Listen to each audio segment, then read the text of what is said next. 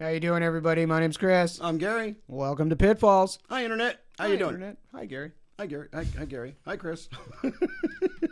We're still trying to figure out this introduction thing, and it's been somewhat fun. Yeah, it's been fun. I personally hope that you guys have enjoyed what we're doing, because we're having a blast. Hey, This is fun for us, and it's the quick, snappy, and giving you the opinion that we have of what's going on in the automotive world right now. And we're gonna touch a chord that we were very hesitant in the beginning of building this whole thing. It's a touchy subject. Very touchy subject, and that is the electric car era. EVs, folks. Okay, Still not sold. Yeah, neither am I. And here's the pitfalls of electric cars. And folks, leave a comment. Look, we're not trying to bag on going EV. No. Everybody is fooling themselves that we're going to go to electric cars in 8 years. It ain't going to happen, folks. No way possible. There's no infrastructure for it in any way, shape, or form. And that's the biggest issue right there. Let's start with that and engage on that right now. So let's talk about just that, like you said, the infrastructure. Right. Okay. Imagine that half the cars in the state of California were electric. That means you'll collapse the power system every single day. Somebody's charging their car. When you charge your electric vehicle, it's the equivalent of running a window-mounted air conditioner for 6 to 8 hours. You sure? Yeah. Really? Yeah. So imagine if everyone did that. That's what I'm saying.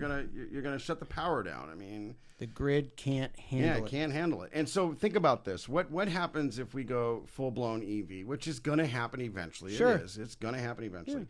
Yeah. And you are only allowed to charge your vehicle on Monday because that's when you're allowed to charge your vehicle. Well, if they did it today, yeah, that's how it would be the only way they can do it. Right. And now let's talk getting out of infrastructure is look.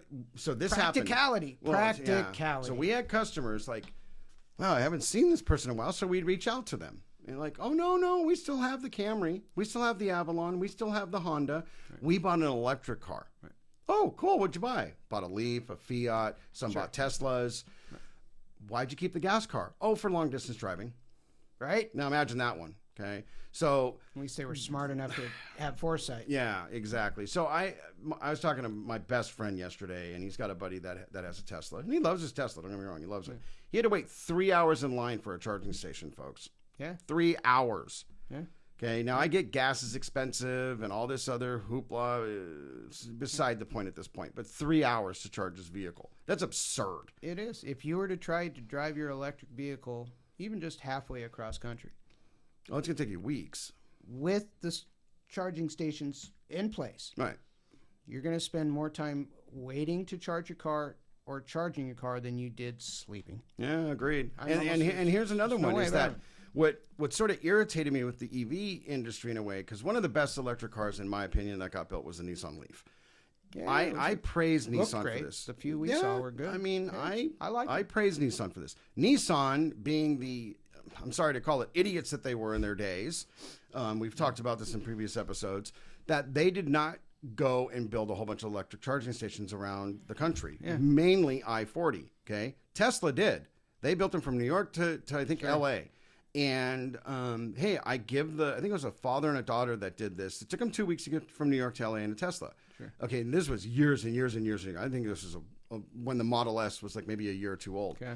But now let's talk about, we don't want to really get into the warranty factors of these cars. Some of them are 4 years, 60,000 miles. Some of them are 8 years, 120, 150,000. That's truly the unknown. Warranty aside, we don't know the longevity of these cars. Exactly, and that's where I wanted to get at. Was, what are you going to do when your electric motor goes bad? And the car's 12 years old. And it's going to cost you $25,000, $30,000 to replace it? Right. We don't know yet how. I mean, if you're in an accident and you could replace the motor, it's huge numbers today. Yeah. Today, oh, they'll total the car out. Yeah, exactly. They'll just total the car out. Right. So what's going to happen to you as a consumer 8-10 years into your car? And then I don't know this. Leave a comment on the bottom on this one. What are they doing with the batteries when they go bad? Sitting in a landfill for the next 1,000 years? I don't know. I'm openly saying I don't know. Well, we're not going to go there. We're not going to go there. We know that the hybrid systems are not recyclable. Yeah, and so they're refurbishing them because we've done that with Sure. Priuses. But Right. for me, are we dealing with a disposable car eventually? And some of these electric cars are expensive, folks. They really are. They're not cheap. I mean, they're trying to get them cheaper, and they will come down in price eventually. Maybe. well, yeah, maybe. Maybe. Once the infrastructure's in place, and that's 20 years down. Yeah, the and line. then let's talk about the plug. Hey, I got a plug, and you got to buy an adapter to adapt to the charging station. Okay, Right. yeah, you just bought. Let's just say, for conversation's sake, you bought $50,000. $3,000 to $5,000 to upgrade your house once you bought the car, so you can charge it. No, they got that down. They got that down. Okay. They do. They got that down. I don't know what Or the you price drive is. to the local grocery store and you wait in line for. But that's only if you own a Well, Tesla. okay, that's only if you own a Tesla. I got one for you. So in our town, on the way home, I drive by a dollar store. Okay, cool. It used to be my bar back in the day. Then it turned into a gym, and I went to the gym, and it's all good. So now it's a dollar store. So they fenced off part of the parking lot in the front. Yep. And you couldn't see what they were doing. And I want to say about maybe 2 months later, the fence came down. Okay. And they put 7 Tesla charging stations in front of a dollar store. Seriously? Do you Really? think Tesla owners are shopping Is at this the dollar why store? they did it? Is because now they have to go to the dollar store? I'm not bagging on anybody that goes to the dollar store. I go to the dollar store Amen. sometimes. But really? In front of a dollar store? Right. Right. I mean, so for me, it's like, and I get on this pet peeve, folks, when you get into electric cars and hybrids with commuter lanes, they burn nothing out of the tailpipe. Zero. Right. Zero. But, my 2002 Nissan Frontier at the 15, 25 mile an hour test burns zero, but I'm idling, it burns gas coming out of the tailpipe. Every plastic component on that electric car was made from petroleum. Oh, yeah, we're not going to get there either. I don't even want to get digging into that. So we but could go into that angle. Yeah, We could get into that angle on know. it. The point that we're trying to say is that these cars are too new. Still too new. And, you buy a car and you want a 20-year car. I don't care what you buy. You're thinking 20 years out, right? 10 years out. And we don't know if that's possible yet. Right. Especially when you get, like you said, the Nissan Leaf. People were really excited. They were selling pretty good in our area. Yeah, we had a lot of Nissan Leafs that came to the shop. All of a sudden, it's discontinued. Okay, so discontinued. What's that mean? Well, that means that 7 or 8 years from now, when you need to get an inner door handle because it broke, You ain't getting one, folks. parts not available. Nowhere. And also, too, I think that, because there's not a lot involved in maintenance in an electric car. You rotate the tires and you do a brake fluid exchange and every that's couple it. years. That's all you do, right?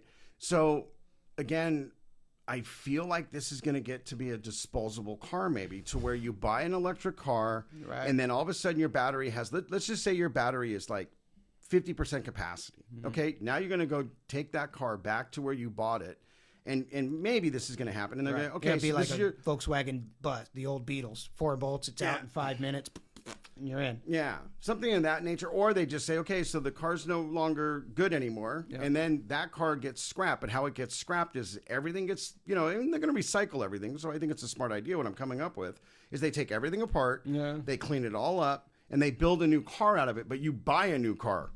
You don't fix it costs you more money to fix the bloody thing than it does to buy the damn thing. So that to me just is an oxymoron. But so anyway, guys, that's why that's our ending pitfall is Exactly. the EV. So, unless you're driving, 40, 50 mile commute, and then it makes a lot of sense. Oh God, yeah, Makes totally. A lot of They're sense in that fast and aspect. they're quick as hell. But again, you're never going to drive across country. You're never going to be in a position where, like that, I'm going to take a 5 or 6 hour drive and go see somebody. Yeah, and trust, and I already know, Chris, what's going to happen. We're going to get a whole bunch of hate on this. I know. And it was a touchy subject for us, folks. We didn't know if we wanted to touch this subject, but it's a subject that we had to touch. This has been true for centuries.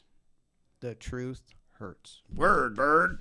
Folks, I want to say thank you so much for chiming into Pitfalls. Yeah, and I hope you really, truly, we do hope you're enjoying Pitfalls and what we've been trying to do for us and you guys and giving you a different insight on what is going on in the automotive world. Give us some ideas. You got an idea for a show? Let us know. Let us know. Glad to do it. We definitely want to hear from you. So subscribe to the video. Like it.